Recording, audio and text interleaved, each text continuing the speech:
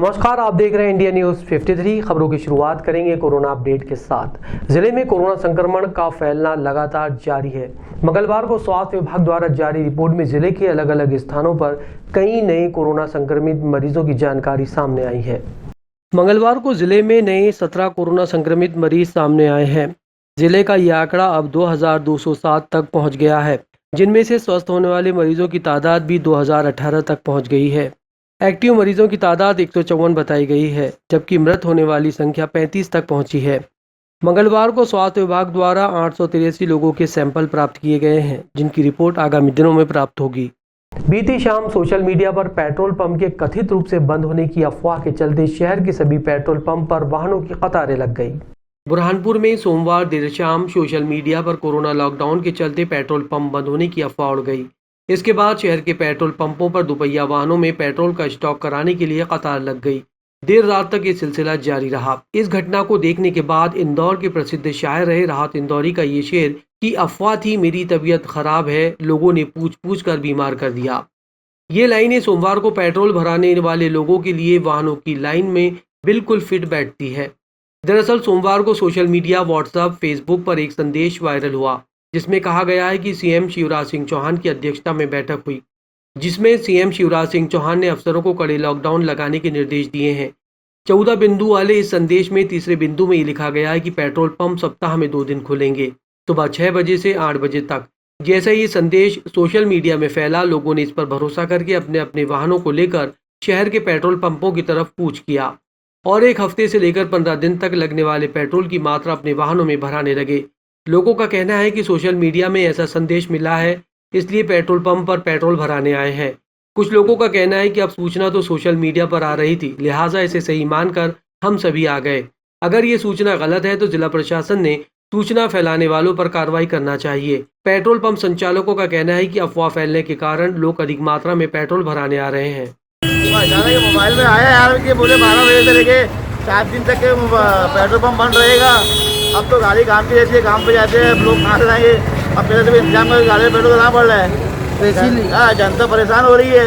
अब क्या लोग दिन में दौड़ के आ रहे हैं, ये अपनी मनमानी चला रहे हैं। बीजेपी सरकार के अंदर लोग, जनता परेशान हो रही है भाई। हर चीज़ तो मोबाइल में आ रही है ना। अच्छा, अब हर चीज़ मोबाइल में कलेक्टर द्वारा आ रही है।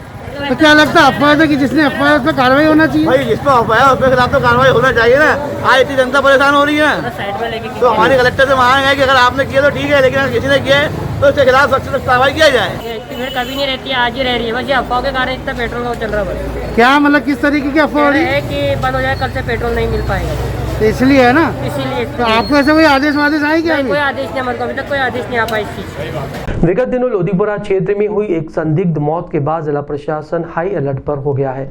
मंगलवार को जिला कलेक्टर सहित वरिष्ठ अफसरों ने क्षेत्र का निरीक्षण किया।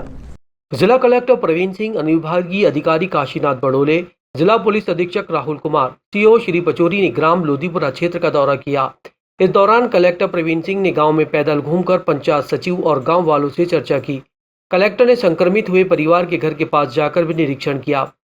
एसडीएम काशीनाथ बड़ोले ने मृतक के घर पर आवाज देकर सावधानी बरतने के दिशा निर्देश दिए। कलेक्टर ने पंचायत सचिव, गांव के कोटवार और जनपद सीओ को निर्देश दिए कि अगले 15 दिन तक लोधीपुरा में कोई भी बीओएमएस डॉक्टर किसी का कोई इलाज नहीं करे। यदि किसी को हल्का सा बुखार या तकलीफ हो तो लोधीपुरा में फीवर क्लिनिक खोल दिया गया है, वहां जाकर उपचार कराएं और अपनी जांच कराएं। इस दौरान एसपी राहुल कुमार लोधा ने भी थाना प्रभारी गणपति नाका को निर्देशित किया कि आपकी प्राथमिकता लोधीपुरा होनी चाहिए। यहां आकर प्रतिदिन आप चेक करेंगे कि कोई घरों से ना निकले। 15 दिन तक के सभी का घरों से निकलना प्रतिबंधित रहेगा। कलेक्टर प्रवीण सिंह ने कहा कि हम कोशिश कर रहे हैं और जांच कर रहे हैं कि लोधीपुरा हॉट स्पॉट ना बने।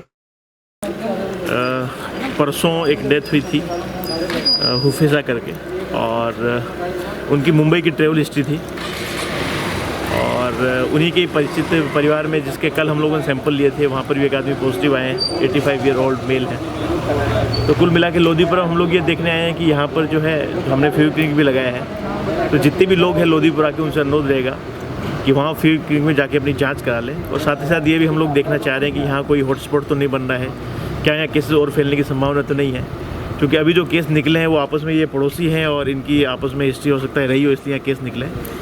और लोधीपुरा में स्प्रेड तो नहीं, इस बात का पता लगाने की हम लोग कोशिश कर रहे हैं। सर, पिछली रात को कोई महिला की मौत भी हुई है सुनने में आया है, तो पीलिया से हुई कुछ ऐसे? हाँ, एक डेथ यहाँ पर हुई है, लेकिन वो जॉन्डिस से हुई है। उनका जो है जॉन्डिस की रिपोर्ट हम लोगों ने देखी थी, सॉल्मोनेला टाइफी और पीलिया, ये सारी चीज़ें उसके पॉजिटिव थी। वो पीलिया से ही हुई है। सर बीएमएस डॉक्टरों के लिए क्या सलाह है यहाँ के? देखिए, अभी लोधीपुरा में जितने भी दूसरे लोग हैं जो अपनी पैथी के अलावा अन्य पैथी में इलाज कर रहे हैं, उनका अभी जो है प्रतिबंधित रहेगा। शहर के मध्य पुराने टीबी हॉस्पिटल में वैक्सीनेशन के दौरान हो रही अव्यवस्थाओं को देखते हुए जिला प्रशासन ने टीकाकरण का स्थान बदलकर स्थानीय कन्याशाला में कर दिया है, जिसके कारण स्टाफ और वैक्सीनेशन लगाने के लिए आए लोगों को राहत मिली है। शहर के पुराने टीबी हॉस्पिटल में वैक्सीनेशन का कार्य किया जा रहा है। यहाँ जगह कम होने के कारण सोशल डिस्टेंसिंग नहीं हो पा रही है, जिससे संक्रमण का खतरा मंडरा रहा है। मीडिया के प्रयासों के बाद जिला कलेक्टर ने इस और ध्यान देते हुए पुराने टीबी अस्पताल का वैक्सीनेशन सेंटर सावित्रीबाई फुले कन्याशाला में स्थानांतरित किया है। यहाँ पर एक सेंटर पर कोवैक्सीन और दूसरा डोज लगाया जा रहा है, वहीं दूसरे केंद्र पर कोविशील्ड का दूसरा डोज लगाया जा रहा है। वैक्सीनेशन सेंटर के स्थानांतरण होने से ड्यूटी पर तैनात कर्मचारियों ने भी राहत की सांस ली है और अब जगह पर्याप्त होने से कई हद तक संक्रमण से दूर रह सकेंगे। शहर के बीचों बीच ये वैक्सीनेशन सेंटर होने से लोगों को आसानी से वैक्सीन लगाने को मिल रहा है। दोनों वैक्सीन सेंटर पर जिला प्रशासन द्वारा लोगों के लिए कुर्सियां भी लगाई गई है, वहीं बाहर टेंट भी लगाया गया है। इससे लोगों ने राहत की सांस ली है। डॉक्टर जहीर ने कहा कि यहाँ पर 2 वैक्सीनेशन लगाए जा रहे हैं। जिला कलेक्टर के आदेश पर वैक्सीनेशन सेंटर यहाँ लगाया गया है। यहाँ पर आज की जो व्यवस्था की गई बहुत अच्छी व्यवस्था है। कोवैक्सीन और कोविशील्ड के लिए अलग अलग सेंटर बनाए गए हैं, जिससे दोनों तरफ पब्लिक बढ़ गई है, ज़्यादा भीड़ भी नहीं हो रही है। और इधर लग रहा है हमारे यहाँ कोवैक्सीन जो सेकंड डोज है, और उधर कोविशील्ड लग रहा है, फर्स्ट डोज भी है, और जिन्होंने पहले कोविशील्ड लगा चुके हैं उनका सेकंड डोज भी उधर ही लग रहा है। बीती देर शाम पुलिस के अफसरों ने सिंधी बस्ती चौराहे पर लोगों से कोरोना कर्फ्यू का पालन करने के लिए सख्ती बरती, वहीं उल्लंघन करने पर उन्हें अस्थायी जेल में भी रखा गया। कोरोना गाइडलाइन का परिपालन कराने के लिए स्थानीय जिला प्रशासन मुस्तैद है। लगातार लोगों को समझाइश दी जा रही है। लोगों में प्रचार प्रसार के माध्यम से कोरोना के दुष्प्रभाव को भी बताया जा रहा है। बावजूद इसके कई लोग शासन द्वारा लागू किए गए लॉकडाउन को तोड़ने में कोई कसर नहीं छोड़ रहे हैं। इसको देखते हुए पुलिस के वरिष्ठ अधिकारियों को भी अब सड़क पर उतरकर कार्रवाई करना पड़ रही है। बीती शाम सीएसपी बीपी वर्मा, यातायात सूबेदार हेमंत कुमार पाटीदार और डीएसपी सहित वरिष्ठ अधिकारियों ने सिंधी बस्ती चौराहे पर कार्रवाई की और आने जाने वाले लोगों को समझाइश दी। जो नहीं माने उनके खिलाफ चालानी कार्रवाई की गई।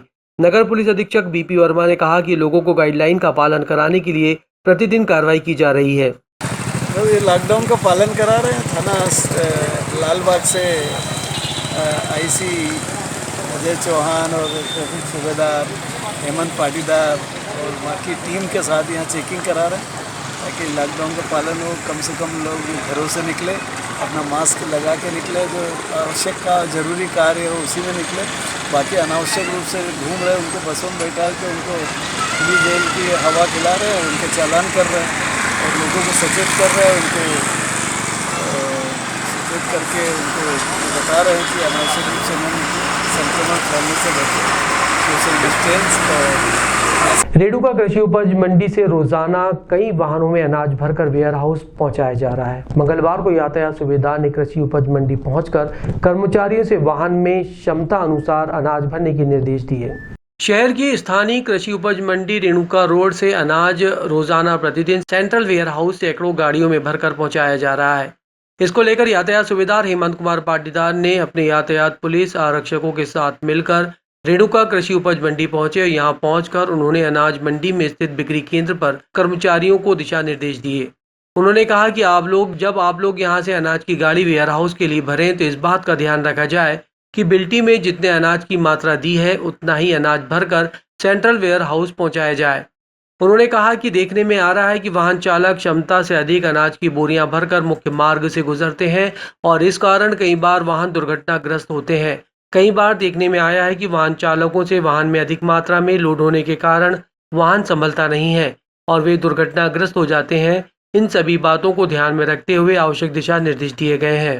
देखिए, ये मंडी से जो शासकीय माल है ये शासकीय वेयर हाउस में जा रहा है, तो जिसमें कुछ वाहनों में देख पाया गया कि क्षमता से अधिक माल भरा हुआ है, जिससे दुर्घटना का अंदेशा रहता है।